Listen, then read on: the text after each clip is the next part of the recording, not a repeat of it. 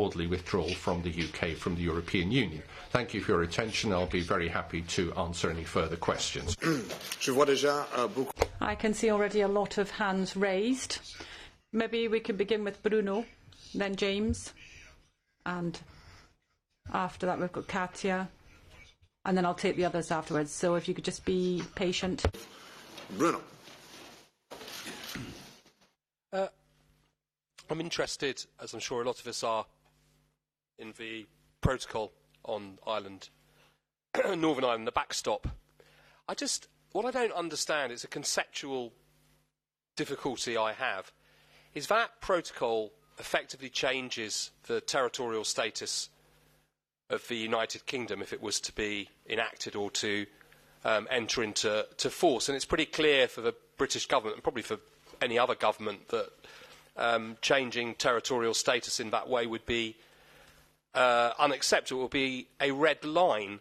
So how would that backstop protocol ever enter into force? If the withdrawal talks fall, if they fail over this issue, then that backstop protocol is just a worthless piece of paper. You can't make it happen by fiat. So what's the point of having a backstop protocol that isn't going to happen because it would change Britain's territorial order?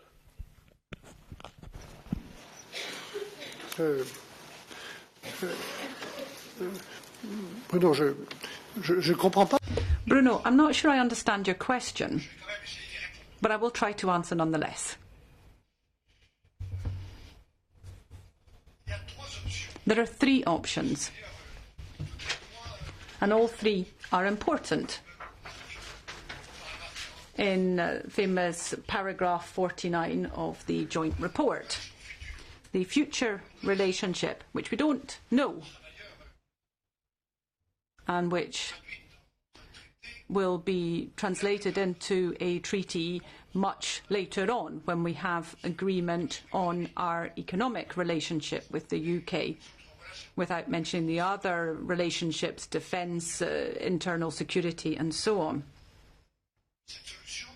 This solution we will not have at the point in time when we sign the withdrawal agreement, but we would imagine that, generally speaking, it would offer a solution to the fundamental question in Ireland, namely that we preserve the Good Friday Agreement in all its dimensions and the lack of a hard border. The second option is that of specific solutions, which the UK has said it would come forward with.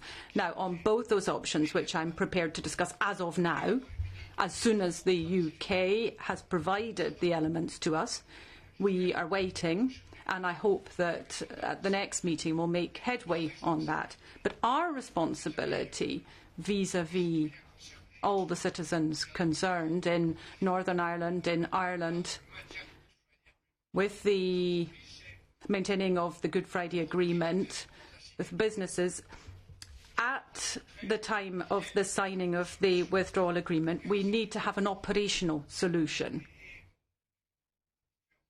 And I'm sure you can imagine, I have been keeping a very close personal eye on this. I am listening a lot. I have a lot of respect for this. And our responsibility, my responsibility as chief negotiator, is to ensure that we have a proposal for a withdrawal agreement that is functional and operational. And therefore, on that option, which is one of the three, we, on the EU side, we have the possibility of proposing solutions. And I have done this in a pragmatic, practical fashion, legal fashion, with our full team and all the in-house competence skills that we have. So once again, we are prepared to examine the other options as soon as they are proposed by the UK to us. But my personal opinion, as you've asked me on this backstop that we're proposing will not call into question the constitutional or institutional order of the UK. We will respect that. We're just simply saying that on the territory of the island with two countries, we need to find the capacity for certain subjects for certain issues relating to the internal market or the customs union, which we need to ensure that the Good Friday Agreement can function. We need to ensure that there is regulatory consistency, alignment. I give you an example, maybe I could give you another, something that I'm fairly familiar with, namely animal health and protection against animal diseases. That's something that's very important for farmers and for consumers. Sure, you would agree. We're talking about a geographical area, an island. You can't have two different systems for managing animal health or for protecting against animal diseases. That's just not possible. So we need to have that regulatory coherence, consistency, which is why, as I said, we have focused on those subjects, in particular goods and rules, plant health and animal protection. Those points which clearly affect the good functioning of the Good Friday Agreement. Of this negotiation, ladies and gentlemen, let me just stress the point that my attitude is and will always be keep calm and be pragmatic. Okay, James is next, and then I take already note of two further hands. Yes, James, go ahead. James Chris from the Daily Telegraph. Mr. Barnier, you understand I'm over here, sir. You understand the political landscape in Northern Ireland and Britain, and you know that the DUP are firmly against the backstop unless there are no regulatory barriers or a border between Northern Ireland and mainland Britain. That appears impossible unless Britain stays in a customs union. Are you trying to force Mrs May into saying she will stay in a customs union and saying as much on Friday in her speech? Or are you trying to create a border between Northern Ireland and the UK mainland? And aren't you risking toppling her government by meddling in the constitutional affairs of the UK in this manner? Thank you. Bon, je connais l'ordre. I know the institutional or constitutional order of the UK, and we all have to respect that. And it is in respecting that order and without interfering in the mixing the internal discussions that are happening in the UK. We're trying in practical, pragmatic terms, in accordance with the law and on the basis of the technical tools we have, we're trying to find solutions. I have listened, I continue to listen, I'll keep repeating this. I am trying to take a calm and pragmatic approach to this subject like everybody else, but we have to have a text agreed with the UK government. And I'm just trying, on the basis of paragraph 49, which we have agreed with the UK government, I'm trying to use that as a basis to find solutions, which is what the Irish citizens want and the citizens of Northern Ireland too. And I did say, with the spirit within which we're working, I will also work with the politicians in Northern Ireland, and we have meetings organised next week. So I respect the British institutional order. I am taking note of what was written by the UK itself in that joint report, and I am committed to working on these three solutions, these three options. I committed to that, and one depends more on us because that is something which relates to the two big realities of the European Union, namely the single market and the customs union. So we have these two European realities which we're responsible for. We have to be accountable there. We are trying to find practical, simple solutions in order to avoid a hard border in Northern Ireland, and we want to preserve the cooperation between the North and South. It's as simple as that.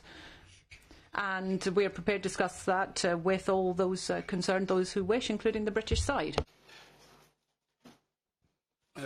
Mr. Barnier, I want to ask that question again in a slightly different form.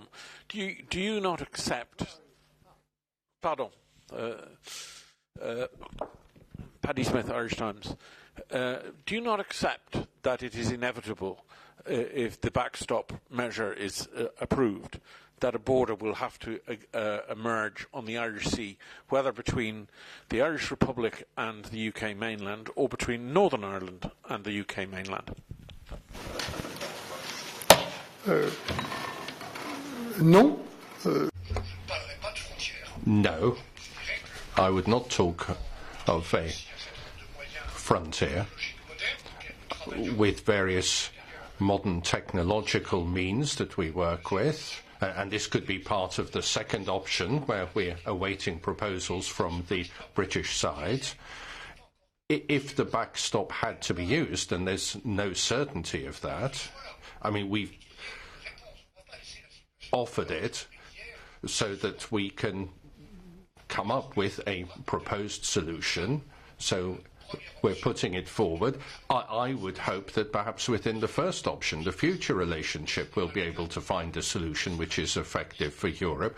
But if not, we have this backstop which is available and usable. You know, somewhere in ports and airports there will be controls, but I would not refer to a border.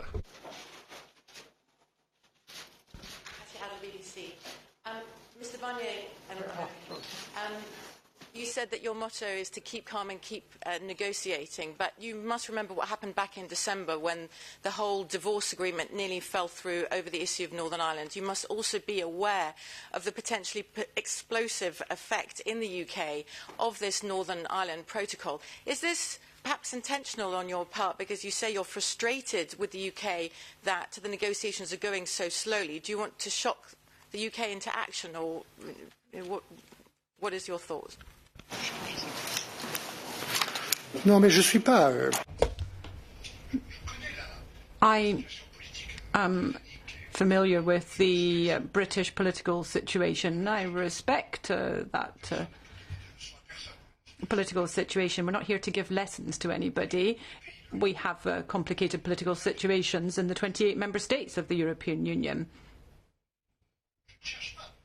I'm not trying to provoke. I'm not trying to create any shockwaves. I want these negotiations to be a success. But it is my responsibility to recall that it is the UK which decided unilaterally to leave the EU on the basis of the outcome of a referendum. And the UK unilaterally, through a letter from Theresa May, initiated these negotiations in March.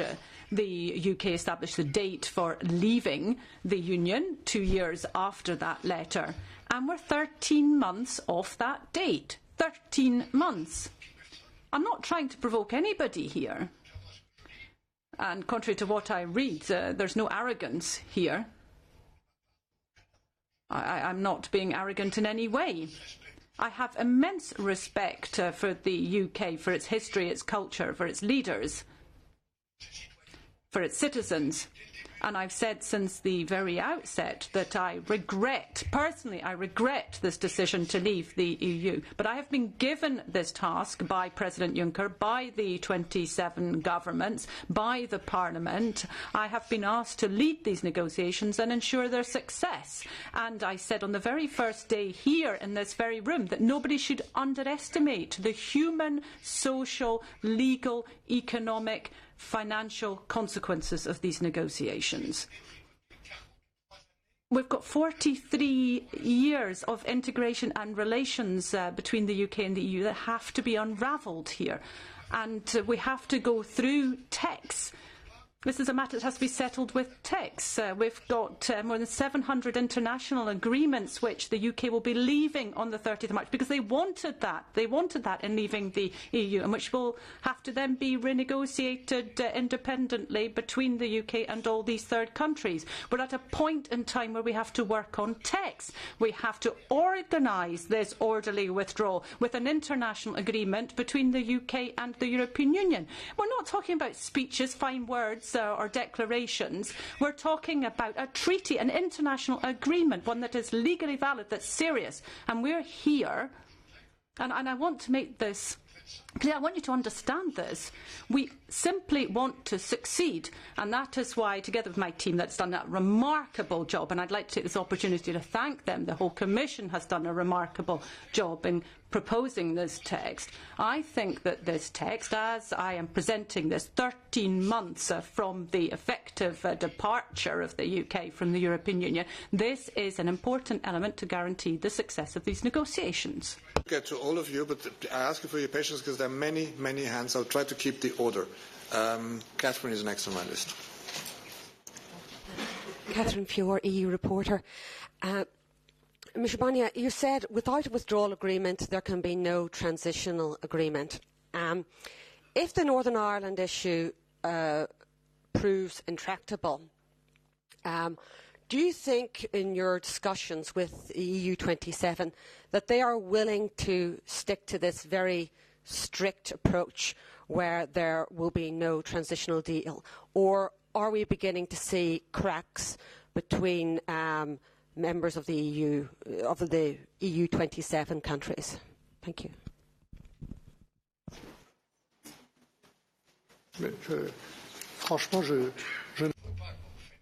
Well, frankly, I can't see what you're referring to. I was in the General Affairs Council yesterday with the 27 ministers, and I received the unanimous support of all the governments on all of the subjects. It's important not to get this wrong. There may be some people who haven't understood or make out that they haven't understood what we're working on here. This negotiation is extraordinary, and I hope that that will continue to be the case.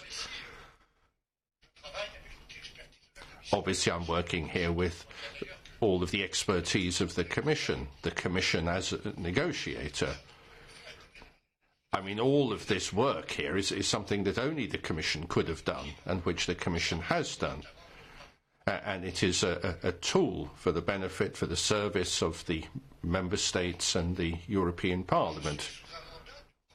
But from day one onwards, I've had a mandate from the European Council. So don't get this wrong. Don't start imagining that there are going to be divergences between the members of the Union and the negotiator. That won't happen. Obviously, there are discussions, there are different issues, different sensitivities, different relationships with the United Kingdom. But I take all of that into account. That is my job. But there will never be a difference between the negotiator and the Member States, because I am their negotiator. So I cannot see any disagreement here. The 27 have expressed solidarity. The 26 have expressed solidarity with the government of Dublin, on whose behalf I'm negotiating. Lawrence Norman of the Wall Street Journal. 2 questions, please. Mr. Barnier, I'm over here. First of all, what is the timeline for agreeing the language on Ireland? Are you happy to be negotiating this between now and October, or will progress in the talks on the future relationship stall if the UK does not quickly agree to your language here on Ireland? And second question, you talked many, many times about the lack of clarity from the UK. What do you hope to hear, and what do you need to hear from Theresa May in her speech tomorrow?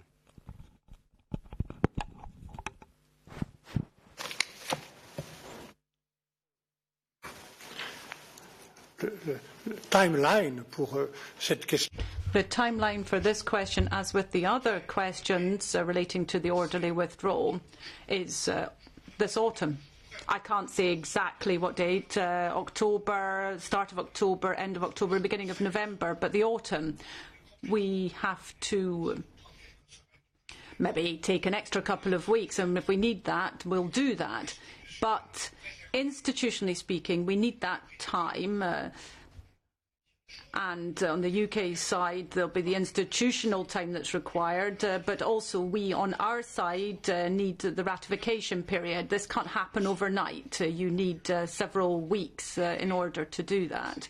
So if you deduct that, if you work clock backwards, then I think we need to complete work on all the subjects by the autumn, including the question of Ireland. We need to reach that agreement by then. Now, you said, what is the link with the future relationship? Well, of course there's a link, but I don't know what that is here and now today. All I'm saying is that we're putting in this backstop, and we discussed this with the UK side, as a precaution so that we have a solution in order to preserve the Good Friday Agreement. And if the future relationship offers a better solution, of course we'll replace this backstop. We'll delete this protocol. We'll remove it. It's as simple as that. I am not going to make any comments ahead of that speech by Theresa May on Friday. We will listen to that very closely.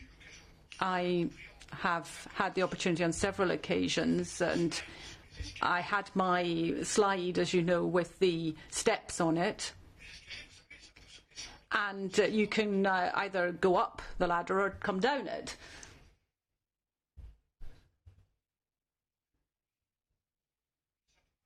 So I simply explained what the UK red lines were as we had understood, and Theresa May will confirm all of those red lines. And on the basis of that, we, in full respect of the UK red lines, not too much justice, no single trade policy, no budgetary contributions. We want our regulatory independence and no free movement of persons. Those are the red lines that I have heard understood in several major speeches by the British Prime Minister. We respect that position. We've taken note of that, and we've said on the basis of those red lines, these are the different forms of cooperation which are excluded. And it's not me who said this, it was Theresa May who then suggested the possibility of discussing a free trade agreement. And then alongside the free trade, I said we've got an awful lot that has to be done aside from just trade with the UK. We've got specific forms of cooperation that will have to be built up. For instance, ambitious cooperation, I could imagine, in terms of research cooperation with the universities, the academic world, a different form of cooperation we have today. Then internal security, judicial cooperation, of course. And I said this in Munich 10 days ago, where I listened very closely to the speech by Theresa May.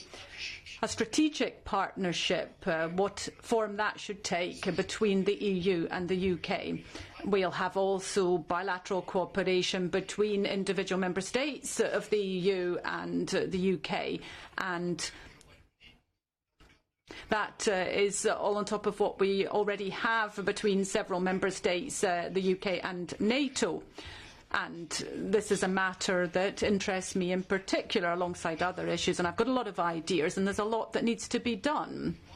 So I do think that we now have to speed things up, complete the negotiations for the orderly withdrawal, so that we can then, as of April, start building up that future partnership, put our energy into that. But there is one thing that is clear, and this was restated on several occasions by the heads of state or government since April last year. Everybody has to understand that there are points which are points of our own EU identity, our economic identity, and the UK is very familiar with that identity because we worked with them for 43 years creating that European identity. And within that integration, they had a real influence. I was Commissioner for the Single Market, and there are certain points they know cannot be negotiated. For instance, the integrity of the single market, the 4 fundamental freedoms, the independence of decisions of the 27 remaining member states. Those are points that are not up for negotiation. And in that context, and that's what we are, and we want to remain that, we have our red lines, the UK has its red lines, and it's on the basis of that that we'll build our future partnership. So the sooner we begin, the better it will be, because we will not have a lot of time for all of these negotiations in parallel during the transition.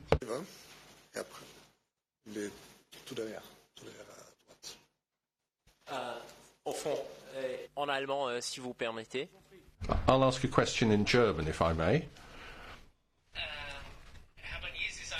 Mr. Barnier, you always say that your British government is your partner when there are misunderstandings from London, but it does seem to me that there's a standard pattern. Mrs. May makes a speech, promises this or that in general terms, then you get a response from the DUP and Arlene Foster, and then you hear from people in the Tory party like the Minister of Foreign Affairs, Mr.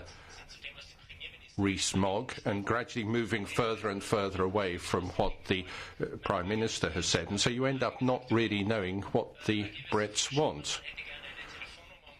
Now, there's always been this talk about Europe having too many voices, and it would be so much easier if there was just one telephone number you could ring up. Do you feel if you ring the British government, there is one single coherent position which will be able to give of you in response to your draft agreement? Thank you. La réponse est oui. Well, my answer is yes. Odpowiem tak. Jak wszyscy się zorientujemy, co się dzieje w Londynie. Nous savons tout cela, mais moi je négocie au nom de l'Union avec. We all know this, but I'm negotiating with London, with the British Prime Minister, who is expressing the formal position of the British government. That is what happened in December.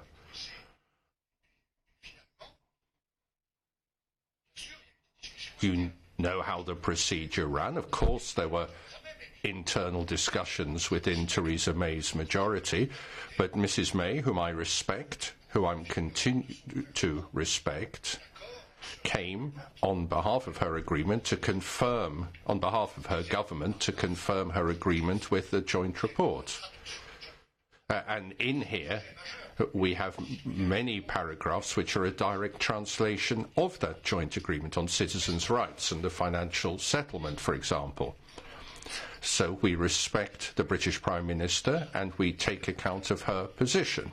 That's all I can say, and I think that will be the case in the weeks ahead. I am just negotiating with the government of the United Kingdom, but that doesn't prevent us from listening to everyone.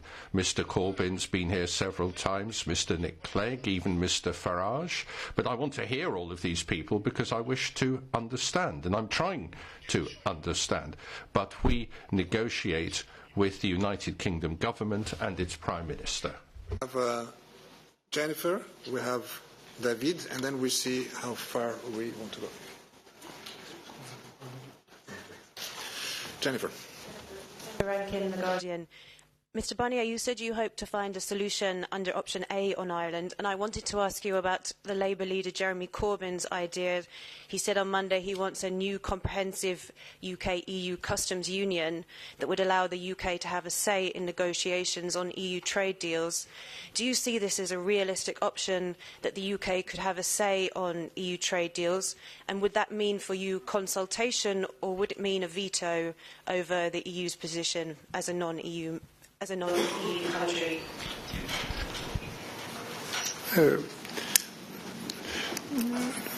Je vais peut-être vous décevoir, mais I may be going to disappoint you.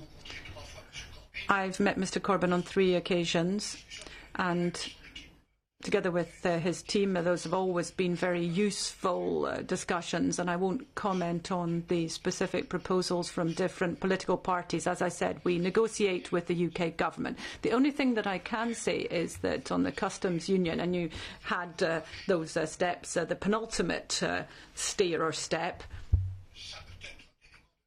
this might be an element of the future relationship, but we'll see what the position of the UK government is first.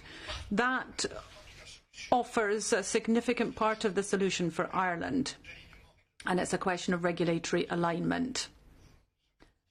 And that's all we want to say here today with the specific legal proposal on the backstop. One more question on the left there. oui, j'en prie. Allô. Merci. David Carretta, Radio Radicale. Yes, from the Italian radio. I'd like to put two questions, if I may. The first is on the transition. You didn't mention divergence on the length of the transition. Is that at least something on which you agree with the UK, who were querying the specific date proposed by the European Union?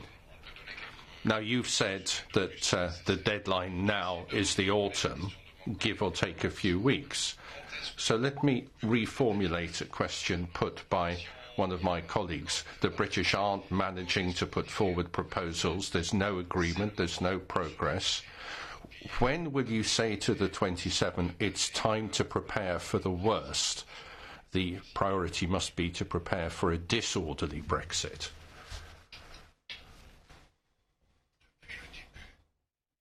Thank you. From the word go, and I remember very clearly what I said to you in this press room and in other press rooms, we have to be ready for, and we are preparing for, every situation. Work is being done by the Commission Secretariat General, and that clearly will continue. And I would personally like to thank Alexander Italiana for the work that he has done, the work that he was entrusted to carry out by the President of the Commission in order to prepare this contingency planning. That's not my task as negotiator, but it is work which requires a great deal of precision and consultation, and which is continuing. And I imagine that on the British side there's the same concern to prepare for all possibilities, to prepare the various stakeholders and economic players. I mean, it is our responsibility to do that. But that's not the option that I am working towards. I'm working towards an orderly withdrawal. And once again, objectively, I would repeat, we are on the road to that objective, to that orderly withdrawal, even if it is complicated. And the agreement in December clearly put us on the road to an orderly agreement. It was very precise, 15 pages, 96 paragraphs that you'll find in today's document. That has certainly put us on that path. And I hope that next week and in the weeks ahead we can make progress in order to reach an agreement on the orderly agreement in all its dimensions by the autumn. That is my idea. For those who still have their hand up, I can give one more hand, and then I'm afraid the rest we will take in our technical briefing straight afterwards. Go ahead, last question. Who are you pointing at? Mr. Barnier, merci. Mark Stone from Sky News. Back to the Irish question, if I may. One thing I'm still not clear on is that it appears to us that option one, which is the rich free trade agreement between the UK and the EU down the line, has been described by you yesterday, by Mr. Tusk, President Tusk last week, as an illusion. The idea that a rich free trade agreement with three baskets and all that could come about, that is an illusion. Option two is the so-called Narnia option, the idea of technical solutions. And option three is obviously the backstop, as we've discussed. So either it seems that you're bluffing and that you do actually believe that one and two are realistic, even though you're saying they're not, or you're genuinely trying to push the UK down the option three fallback, which is to, as the UK would see it, to annex Northern Ireland. Could you just clarify that for me?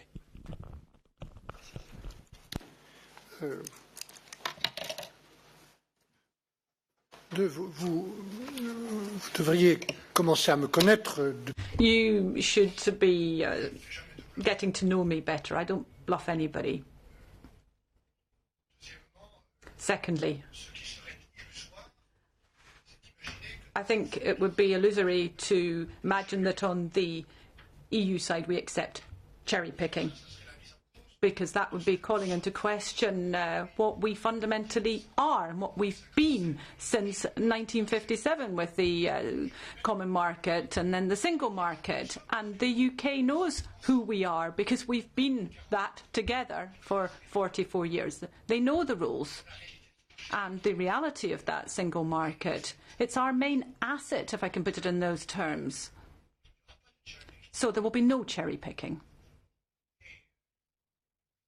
And apart from that, I think that the three options are still possible. And I trust the UK, as they committed to, and they signed this document together with us. We will work on option one, which is that we find a solution through the future relationship, an effective solution for Ireland, or we have to offer a specific solutions. And I'll repeat yet again that on our side, because we have to do things seriously, we have responsibility. We have to propose a solution, this backstop solution. That is our responsibility, and that's what we're doing here today. And now we are going to work. We've got a few months to work on these three options as soon as we have all the elements. But we've offered our elements. No more, no less. And maybe just one final question. Voilà, your turn. Barnier, thank you. On that, the December agreement had two very specific clauses in it. One said no border on the island of Ireland. The other said no border in the Irish Sea. This withdrawal agreement addresses in great detail avoiding a border on the island of Ireland, but seems to accept that there can be one in the Irish Sea. Why is that?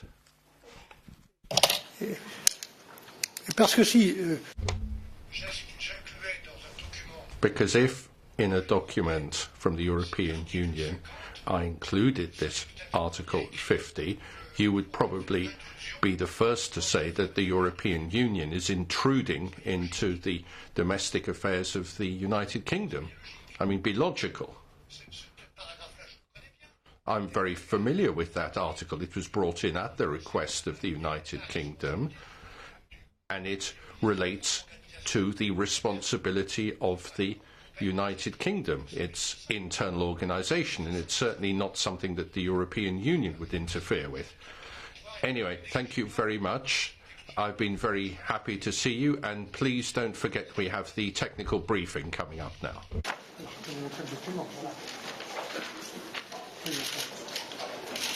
Non, parce qu'il n'y a pas le titre.